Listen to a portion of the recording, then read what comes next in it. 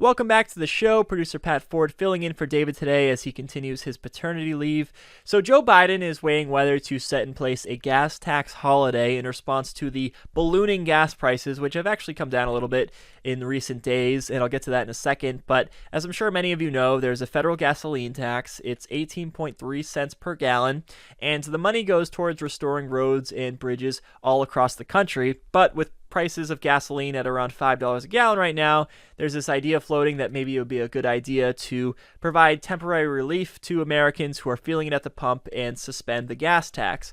The decision is supposed to come from the Joe Biden administration at the end of the week. However, you really need Congress to enact this. Biden said that he is also weighing whether to send Americans gas rebate cards, saying that that's part of what they're considering, and that's part of the operation.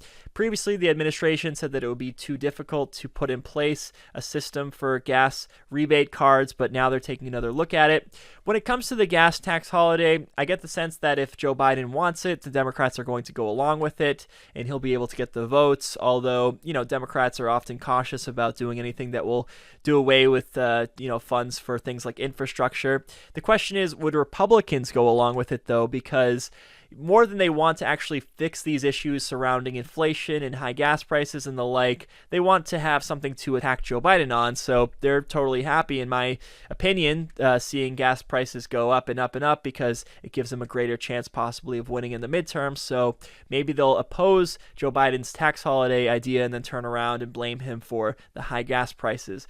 The AAA national average for a gallon of gasoline right now is down to $4.96, which is still exceptionally high, but it's down from $5.02 a week or so ago. So this could be a sign that we've reached the peak, could be a sign that gas prices are going to trickle down from here on, but it's still too early to say. And then you think, okay, if we move towards suspending the federal gas tax, we're looking at an average of, $4.78 cents per gallon or so. That does sound a lot better, but is it going to make a material difference for the average American? Because let's say right now it costs, say, $80 to fill up your tank. Well, now it's going to go down about $3. It'll be $77 to fill up your tank, which, I get it. For the average people out there just trying to make ends meet, it could make some difference, right? But I think for the most part, this is more about politics. It's more about making it so that Joe Biden looks like he's trying to actually solve the issue. And for some Americans, it just helps sort of at the psychological level that if you drive by the gas station, that the numbers are going down a little bit, that it's now $4.87 instead of $5. That helps a little bit, right? We have the same conversation whenever we talk about the idea of taking more oil out of the Strategic Petroleum Reserve, that it can do some good, right? But at the end of the day, it's only going to save you about 10 cents a gallon, 20 cents a gallon. So is that going to be a substantial difference for most Americans?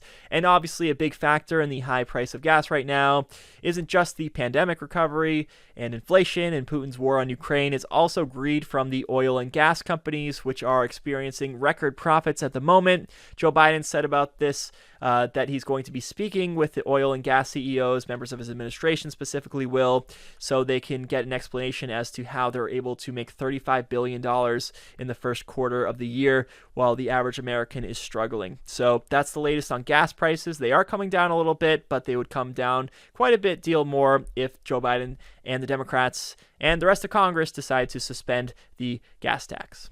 If you're using traditional toilet paper and paper towels, you're probably cutting down trees from North American old growth forests. And I've talked about before, we don't want to be doing that. Also, they come wrapped in single-use plastic. That's also a mess.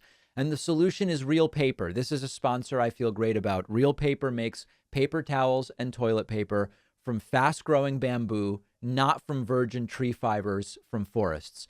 Using bamboo prevents soil erosion, it prevents habitat loss, and importantly, it's a major impact on carbon. Real Paper also uses no plastic packaging. So we often talk about what can we do?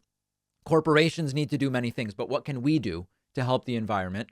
This is an easy thing, and I made the switch to Real Paper at home. I can't tell the difference. Everybody buys toilet paper. Everybody buys paper towels. This is one you can actually feel good about. And you can use the code PACMAN for 30% off your first shipment when you sign up for a subscription at realpaper.com/PACMAN. The link is down below.